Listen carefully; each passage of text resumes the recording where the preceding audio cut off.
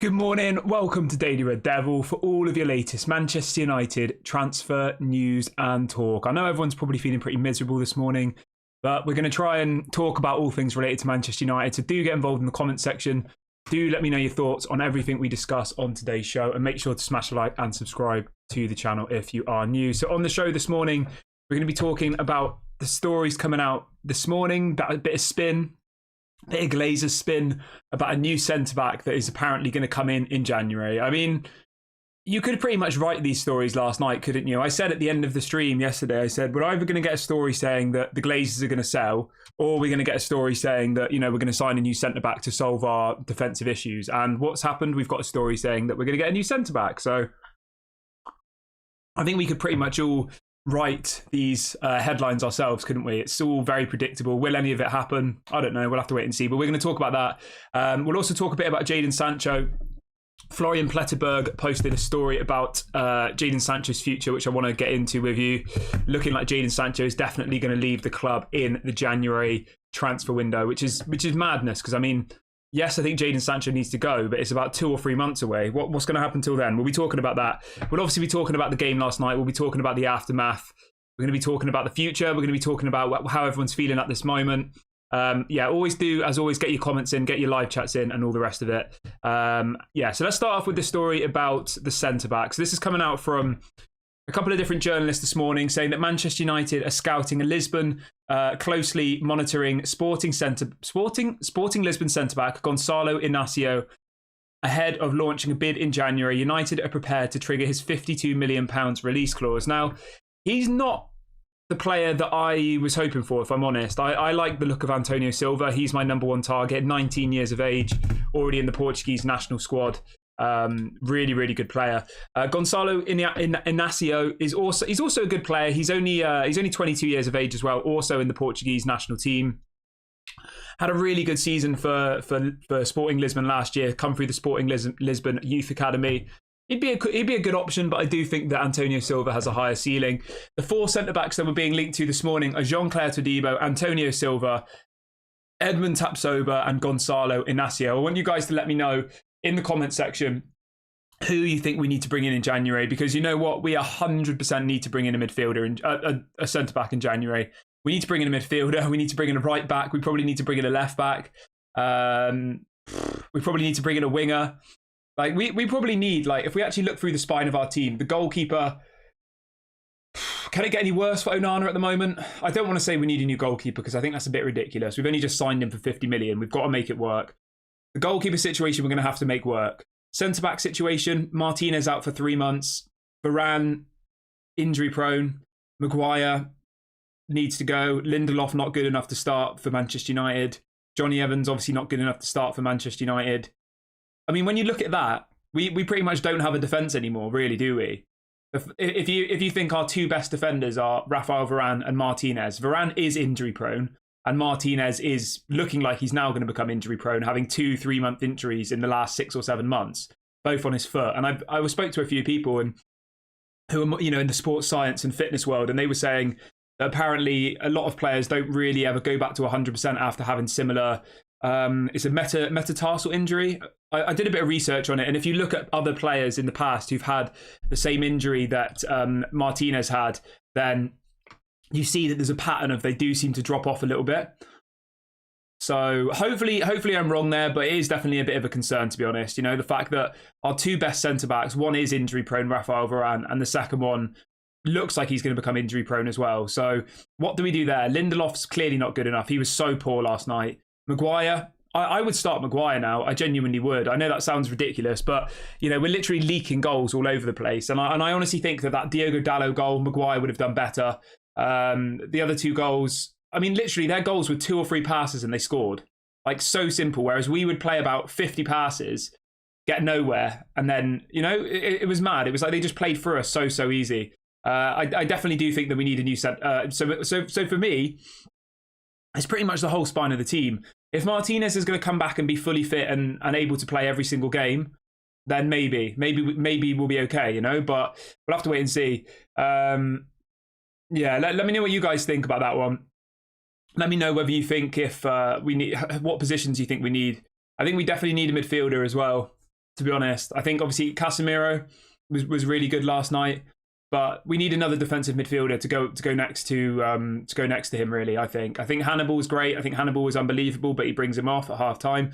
There's so many question marks in that team at the moment. There's so much uncertainty, and it is just frustrating, isn't it? Really, at the end of the day, like I don't really know what else to say about that game last night. Rasmus Højlund was unbelievable, literally unbelievable, and all of his spotlight, all of his his moment is gone. Really, his moment has been just dragged through the mud.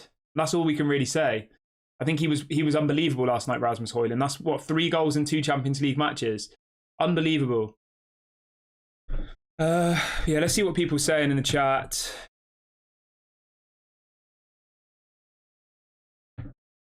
Let's have a look. Mila says the season is over. We are out from the Champions League and top 5 is gone. We can't win, play the youngsters if we have nothing to lose. Yeah, I would give the youngsters a go at this point. I don't see any reason why you wouldn't. Suji says Maguire is too slow. Dalot first goal, Amrabat second. Yeah, I honestly do think that Dalot would have done better in that situation though than Harry Maguire personally. I think to be completely outmuscled on the edge of your own box, and only Zaha wanting the ball more than you, and then scoring the goal. He literally kicks the ball against the floor and it goes in. It was a dodgy goal, but fair play to Zaha. He wanted it more than Dalot did, and he got the goal. Let's see what else people are saying. Irfan says Dalot is not good. Suju says playing youngsters won't do anything. Malp says club is beyond saving unless Qatar come in broken from top to bottom. Yeah, I completely agree. And if you look even just on a really small scale, I don't know if anybody's seen the clips on Twitter, but Manchester United, right, were selling executive tickets, which were apparently priced at around £500 to Galatasaray fans. So after the game, you could see there was Galatasaray fans around the whole stadium, everywhere, across all of Old Trafford, right? Yeah, if you, as a football fan, sold your ticket to somebody else, you apparently are banned for 3 years. And the Glazers are selling tickets to our home ends to Galatasaray fans because they're willing to pay like £500. It's honestly, I couldn't believe it when I saw this video. There's literally Galatasaray fans around the whole stadium, everywhere. And there's people saying that people have got assaulted. It's crazy. It is. And it just shows the level of how much they care. They simply do not care. All they care about is money. If there's people willing to pay the money, they'll sell it to them. But yeah, if a fan wants to sell a ticket to another fan, they get banned for 3 years. Like, it's absolutely mad. It really, really is. Captain Jack Sparrow says Manchester United are becoming a PR spin FC. It's sad. Fans, please support Erik ten Hag like Arsenal supported Arteta. Yeah. I you know what, right? I honestly don't think that they'll sack him. I don't.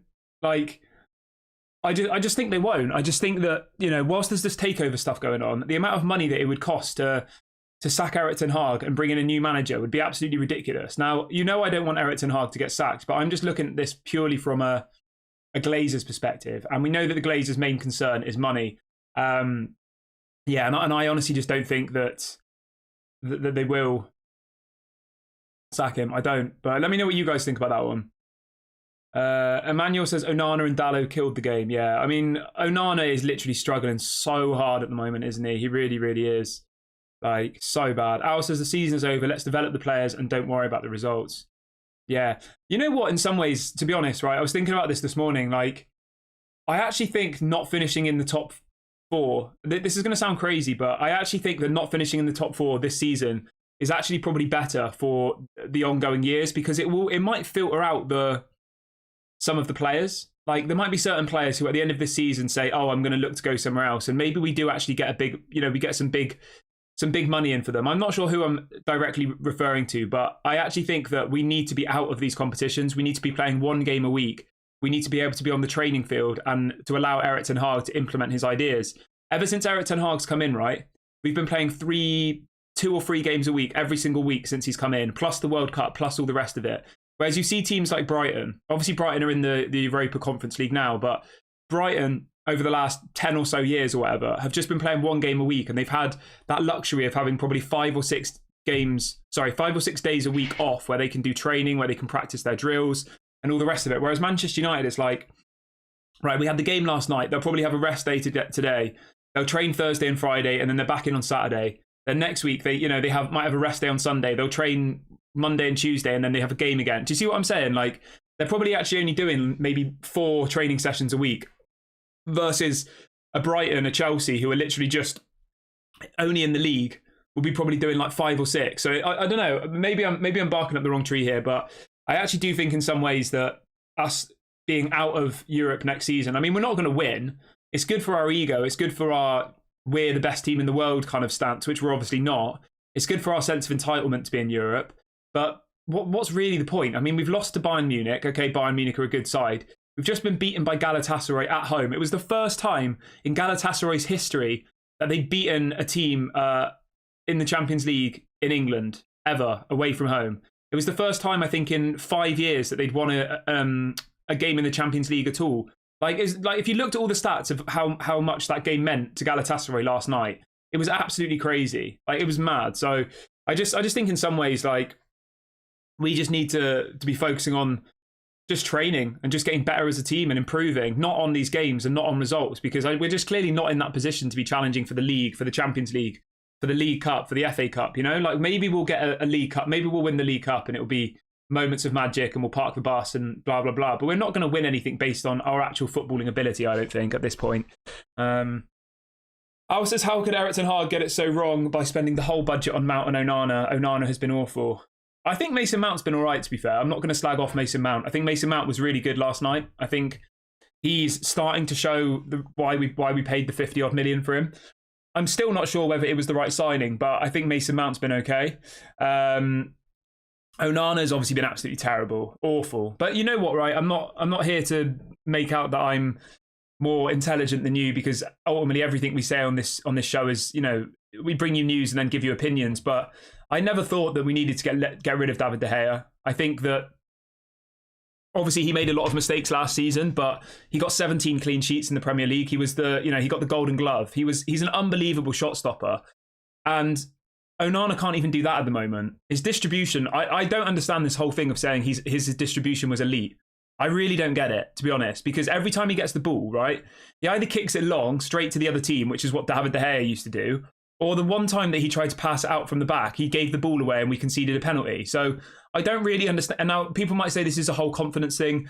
I didn't watch Inter Milan week on week, so I'm not going to sit here and say, oh, he was different at Inter Milan, because I honestly don't know, because I didn't watch. You know, I've seen Inter Milan play quite a few times with Onana, but not every single week. But from what I've seen of Onana so far, what it's been, 10 games? He's made a couple of good passes, but I wouldn't say it's like, you know, light and day between him and David De Gea. You know, I would genuinely rather have somebody who can actually save shots and maybe kicks the ball long than somebody who can't save shots and kicks the ball long as well. But let me know what you guys think about that one. Morning, Fred. Hope you're doing well, mate. Chris says, you also have to be fair with last summer's budget. When those two were bought, the aid were telling Ten Hag he'd have another 100 million from sales. Yeah, that's very true, to be fair. You know, he probably was expecting to spend 200, 250, and you know, he was expecting Maguire, McTominay, Donny van de Beek, etc. There's probably a couple of others, Anthony Martial. He was probably expecting 4 or 5 players to go that didn't go. But you can't really just, you know, give that as an excuse, to be honest. Like, yes, that's another incompetence of the Glazers, but it is what it is, isn't it? Groove Master says, build the team around Højlund, Mainu and Garnacho for the future. Yeah, I would include Hannibal in that as well. Yeah, we need to just start building it around the youth and start planning for the future. Ricardo says, Kieran, we play Chelsea, Liverpool, West Ham, Bayern, Villa, Bournemouth in December. Do you think we aren't going to be closer to relegation than top 6 by January? Now, you know that I'm fully support Erik ten Hag, right? But I have this feeling, okay, this is just an opinion, all right? So don't go at me in the chat or anything. I'm just giving you my opinion. I have a feeling that somebody's saying Erik ten Hag has just been sacked. Surely not. I assume you're baiting me. I have this feeling that new owners will come in and then the results will start going downhill, and then maybe they'll look to change things, because you know what new owners are like. They like to have their own stamp on things, don't they? They like to bring in a new manager or new players. And I think that at the moment, it's not in the Glazers' interest to sack Erik ten Hag, because as I've said to you many, many times before, right? The amount of money that it would cost to sack Erik ten Hag is ridiculous. I think he's on £9 million a year. And he's got 2 years left on his deal. So that's about £18 million that they'd have to pay him in compensation. They'd then have to bring in another manager. I mean, who would they bring in? People would say De Zerbi. Say it was De Zerbi. They'd have to pay Brighton money to take De Zerbi. That would, I don't know how much that would be. I think they paid, how much did they pay for Potter? How much did Chelsea pay for Potter? Chelsea paid £21.5 million to Brighton for Potter. I mean, that's mad, isn't it? This is just hypothetical, but just so I can try and get across what I think the Glazers' thought process is like. So, say they wanted to go and get De Zerbi, or they wanted to go and get a manager, Diego Simeone, whoever it might be, right? They're going to have to pay the club that they're currently at compensation, let's say in the region of 20 million, plus their signing on fee, plus all their wages. It will probably cost them anywhere between 40 to 50 million pounds to remove Erik ten Hag and bring in a new manager. Why would they do that? They're not going to do that. That's why I think that I don't think he'll get sacked. No matter whether we lose against Brentford on Saturday, whether we lose the game after that, I don't think they'll sack him because they're right in the middle of a takeover. If the takeover is going to happen, I think they'll just say it's up to the new owner to decide what they want to do. And maybe Sheikh Jassim comes in, maybe the losing continues, and maybe he says, you know what, I want to go and get Zinedine Zidane, or I don't know. I'm just throwing names up there, but maybe there's a manager that Sheikh Jassim wants, you know, or Sir Jim Ratcliffe wants, or whoever is going to be the new owner wants. That's what I think anyway, but maybe I'm wrong. Everybody who's just joined, please do smash a like on the video. Please do subscribe. I know everyone's feeling miserable today, but any support for this channel would obviously be massively appreciated. So please do make sure you smash a like and subscribe if you haven't already. Right, let's see what else people are saying in the chat. Somebody says we can change managers, but the mentality is just pathetic and the top is rotten. Glazers out. 100%, mate. 100%. Like, you can't really blame last night on Erik ten Hag, can you? Like, the players weren't good enough. They were poor. Just think about all the opportunities we had, right? Rashford couldn't even square the ball across to Bruno, or he didn't even shoot. He should have shot, really, shouldn't he? He tried to square it, and it didn't even go to him. Onana, absolute joke for that goal. What else was there? There was a couple of other moments. We should have won that game last night. We weren't actually bad. Think about it. Take all emotion away from it. Last night we had more opportunities than Galatasaray, didn't we? We did. It's a fact. I'm not, we didn't play amazing, but we played better than Galatasaray. I don't think we deserved to lose the game, but we did lose the game because we didn't take our chances, we didn't defend properly, and they won the match. It's as simple as that, right? So me being like, oh, we didn't deserve to win the game, it's completely irrelevant because we lost. The game was lost. I'm just having a look at the stats from last night. So we had 55% possession. We had, let's have a look at the attack. Yeah, so, I mean, it's kind of even, to be fair. We had 16 shots, 5 shots on target. Galatasaray had 14 shots and 4 shots on target. So, yeah. I think a draw would have been fair, probably, overall. But it is what it is, isn't it? We didn't defend properly. We didn't score the opportunities we had. And we lost the game. And that's the black and white of it. Mila says, why was Hannibal taken off? Is he injured or did Erik ten Hag sub him? I'm not entirely sure, to be honest, mate. I think they were saying on the match commentary that he was injured, but I haven't seen anything about him being injured. I will say this, though, right? When Christian Eriksen came on the pitch, he did play well. But if it was me, I would have taken off Bruno Fernandes and brought on Hannibal. That's what I would have done, Again, I'm not the Manchester United manager. I'm just someone sat in front of their webcam.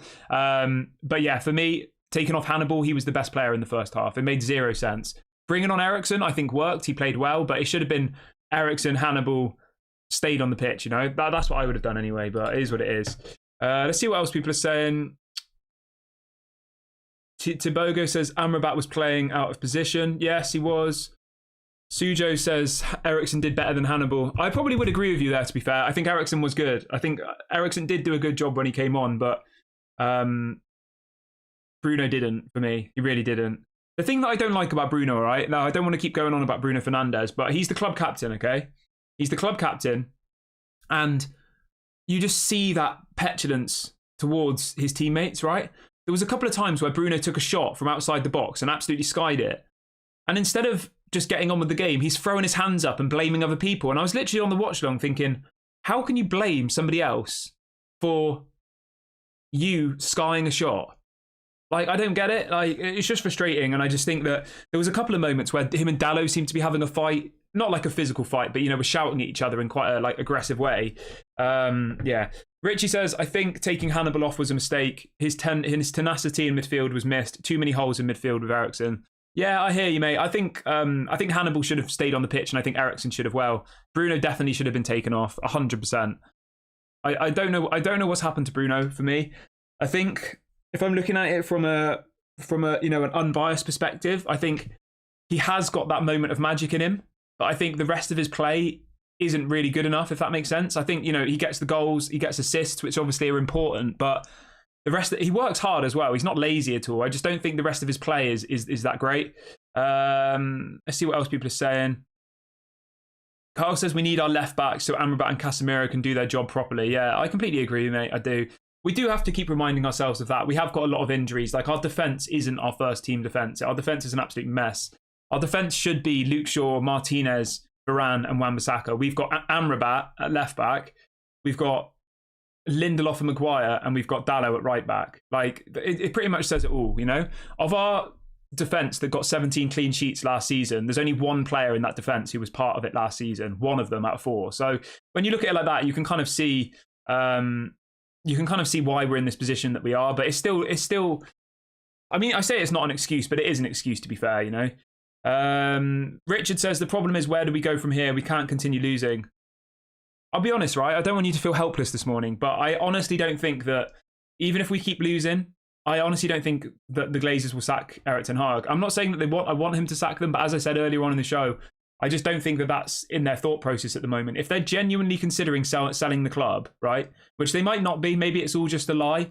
If they genuinely are in the process of selling the club, they're definitely not going to sack Erik ten Hag. It makes no sense because they'd rather just wait until a new owner comes in and then let them deal with it. It'll be their problem. They can spend their money to deal with it, So I think at the moment, until we know exactly what's going on with the takeover, I think we just have to sit tight. We have to just hope that the Glazers do go, and that we have to hope that things change. Maybe it is something to do with the ownership situation is wearing heavy on the players. Maybe there's all sorts of different things that could be part of it. But at the end of the day, they're professional athletes. They're paid ridiculous amounts of money to go and put on that shirt for Manchester United. They should be able to motivate themselves and can't be blaming, the takeover and all the rest of it.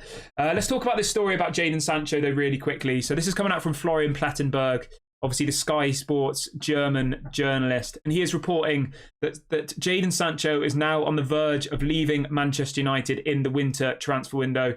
He said a loan is the most likely option. He says that the Dortmund coach Edin Terzic is in regular contact with Sancho as they appreciate each other very much. He says the most important thing for Sancho is he wants to play regularly. So it looks like Sancho will be going. I think that's the correct decision. I had a little thought about this morning, though, right? Now, again, this is hypothetical, but I want to get you guys' opinions. What happens if a new manager comes in before January? Do you think there's a world in which Jadon Sancho then stays? Now, I want you guys to let me know. There isn't a right or wrong answer to this. Just let me know what you guys think. Do you think there's a world in which Jadon Sancho stays if, say a new manager does come in? I don't know. I know it's hypothetical. Andy says, is it possible to bring back David De Gea? I mean, he's still available. Yeah, he's still not got a club, so possibly. I don't think bringing that David De Gea is the solution, though, personally, for me. I think if anything, drop Onana, put Altay Bayindir on. Drop Marcus Rashford, give Garnacho a chance. The thing is, right, the frustrating thing from a fan perspective is we do have other options, okay? We have this Altay Bayindir, who is apparently one of the best goalkeepers in the Turkish league. And you're all saying, haha, the Turkish league. Well, we just got beaten at home by a Turkish side, so we can't laugh at the Turkish league. I'm pretty sure Fenerbahce, the club that he came from, are above Galatasaray in the Turkish league. So he's technically, at this moment in time, come from a better footballing side than who beat us last night. I would give him game time. Why would we not at this stage? What have we got to lose? I would give Garnacho game time. This is where Erik ten Hag's going to make or break his Manchester United career for me. If he starts making the difficult decisions, which in all fairness, he did do last night, he brought off Marcus Rashford, which was the correct decision at 70 minutes. We were all sat here saying, he's going to bring off Mason Mount, and he doesn't. He brings off Marcus Rashford. And you know what? Fair play to him for doing that. That was the correct decision. But we need to see Rashford on the bench. Now, I'm not saying I don't want Rashford to ever play for Manchester United again. I just think that maybe benching him, watching football from the sidelines, might give him just a bit of a reality check, and it might make him hopefully find his form again. That's what we need. And maybe the same with Onana. Maybe they just need a bit of time away, a bit of a breather. Hopefully he does that, because I think if we see Onana starting again on Saturday, I mean, he's made a mistake pretty much in every game this season, hasn't he? He made a terrible mistake against Bayern Munich. He made a terrible mistake last night. He made a mistake earlier on in the game last night as well, where the ball came into the box and he literally palmed it off into the players and they nearly scored, didn't they? Mila says, how many goals do you think Højlund will score if he played for Man City? I think he'd get, easily 20, 30 goals, easy. I said Højlund will get 15 goals this season. I reckon he'll get 15. Al says, would Sancho play well with Højlund, get Højlund some service? I don't know, mate, to be honest. I'm not sure. To be honest, I don't really ever remember seeing Sancho play well. Ever. So I don't really know. I'm not really sure what I'm comparing it to. Like, I know that Sancho at Dortmund was good. I know that Sancho and Erling Haaland at Dortmund were, a killer combination, but I haven't really seen enough of Sancho positively to say that, we need him back in the team. Richard says a new manager would probably at least look at Jadon Sancho. Yeah, I agree. Ricardo says, if we get rid of Sancho, I don't see why we shouldn't get rid of Anthony. I would rather have Sancho. Yeah. Somebody says, I think a new coach would play Sancho, and I wouldn't be surprised if he also starts Harry Maguire as well. Somebody says we should return to a 4-2-3-1 using 2 defensive midfielders, 3 pressing forward plus 1. We don't really have 2 DMs though. We don't. McTominay's not a DM. Hannibal's not a DM. Eriksen's not a DM. Bruno's not a DM. Mason Mount's not a DM. Amrabat and Casemiro are 2 defensive midfielders. So unless you put Lindelof at left back, which you could do, we only have 2 defensive midfielders in our whole squad, right? And one of those defensive midfielders is having to play at left back. So I agree that we need to have a midfield of Amrabat and Casemiro, but the question is, who do we play at left back? Do you do Lindelof at left back, Maguire and Varane as the centre backs, and then Dalot at right back? I mean, maybe. I would probably give it a try at this point because I think Amrabat's done incredibly well, and I would much rather see him in our midfield than at left back for me personally. So I think a massive, massive change is needed for the game against Brentford. It's on Saturday, isn't it? Let me just double check what time the game is on Saturday. We will be doing a watch along for that one if anybody is around. Let's have a look. So the game on Saturday is at it's at 3 o'clock, and then it is the international break again. So literally, we've got a game on Saturday, and then there's 2 weeks of no football. So, and then we play Sheffield United away, Copenhagen at home, Manchester City at home, and then Newcastle at home in the League Cup. So we've got some massive, massive games coming up after the international break. Let's have a look at what happens after that. Then we've got Fulham away, Copenhagen away, Luton Town at home, Everton away, Galatasaray away. Yeah, I mean, by December, I think we'll know what the stance is going to be with the ownership situation. And I think we'll also know whether Erik ten Hag's going to be, the man to take us forward under new ownership. Because I know part of the new owner's plea or pledge from the United fan group, the main United fan group, was that they wanted Erik ten Hag's job to be 100% secure when he came in. But that was about a year ago. So I wonder whether that's changed now, because I don't know if you guys remember, but I think it was a letter from the Manchester United Supporters Club, Supporters Trust, and they'd written to the new owner, the potential owners, the bidders, whatever you want to call them, and said, yes, great that you want to try and take over, but we want a reassurance that you're going to keep Erik ten Hag, kind of thing. But that was like 10 months ago. So I think if the results keep going on like this, I don't know whether things would change, to be honest. But we'll have to wait and see. I still think that we need. I still think that we keep Erik ten Hag. For me personally, I don't really see any other option out there at the moment. I think if we get new owners, as I said, and the new owner comes in and says, I want Zinedine Zidane, and that's, who they've been targeting for the last 2 years or whatever, and that's been their plan, then obviously you have to support it and you have to trust it. But yeah, we'll have to wait and see what happens. I'm going to wrap the video up here, guys. Thank you so much to everyone who has joined me this morning. Please do make sure to smash a like on the video. Please do subscribe to the channel on your way out. I will be back live later on today. So yeah, I'll catch you all later. Have a nice day, everyone, and speak to you all soon.